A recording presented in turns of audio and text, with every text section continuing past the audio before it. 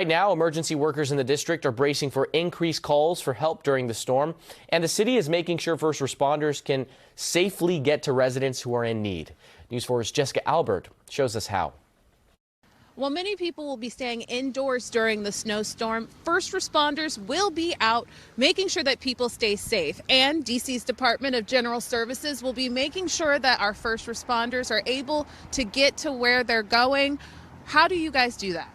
Well, we think in our response for storms, we think of our response in three phases: before, during, and afterwards. Before, it's all about pre-treatment, as you've seen today. DGS was out pre-treating the sidewalks around a fire station and police station in Southeast. News 4 spoke with DC Fire and EMS Deputy Chief Brian Rudy, who says calls for service typically increase during storms. It's important for us to be taken care of as far as the efforts that the Department of General Services is doing as far as pre-treating the roadways and aprons and clearing snow once it begins so that we can quickly respond to the emergency incidents. During this storm, there are going to be calls for service. Folks will need medical professionals. They will need police assistance. And we take this work really serious. We're working around the clock so we can be responsive to the needs of our residents.